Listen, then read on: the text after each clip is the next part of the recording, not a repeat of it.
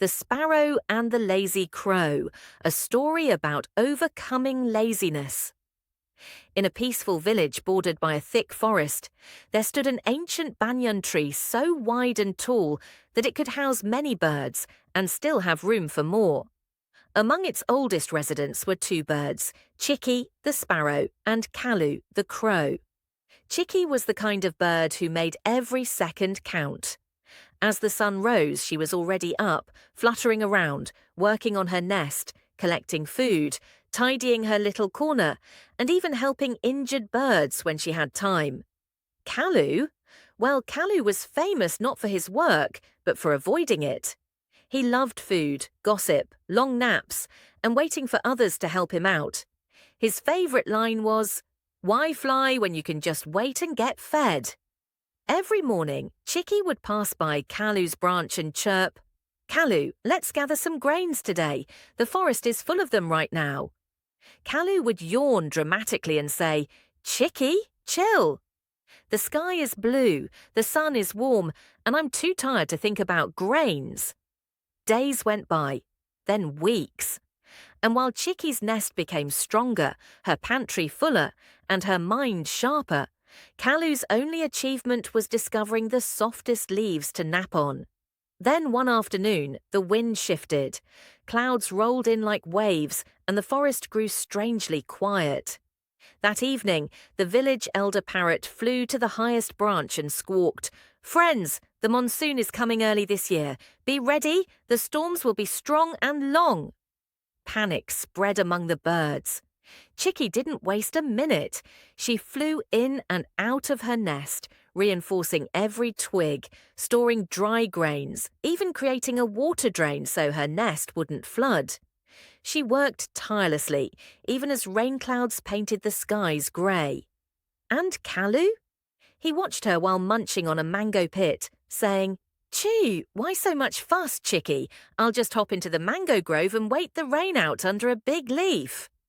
Chikki looked at him kindly and said, "Kallu, you can't always count on luck and leaves. Sometimes you need to plan for the days that don't look so easy."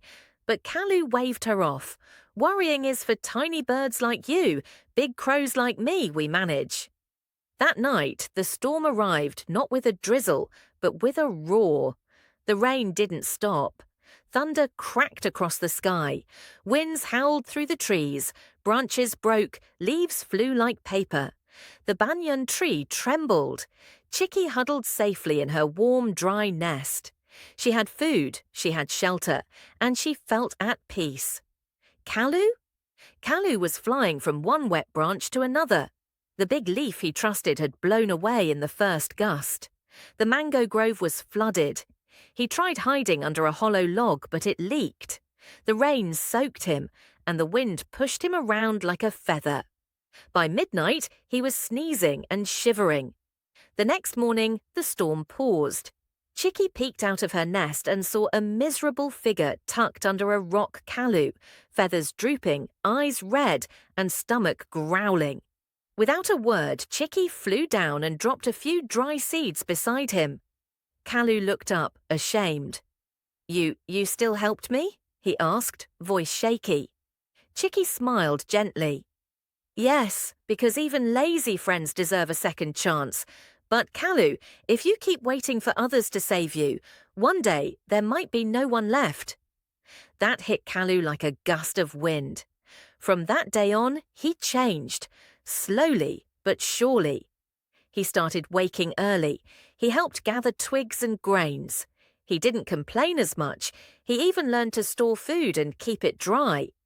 One sunny morning, as they rested on a branch, Kallu chuckled, "You know, Chikki, I thought smartness was about finding shortcuts, but turns out the real shortcut is hard work. It saves you from trouble later." Chikki chirped proudly. "Now you're thinking like a sparrow." Moral of the story: laziness may bring comfort today, but only effort prepares you for tomorrow. Be like the sparrow, wise, prepared and steady, because storms don't warn you twice,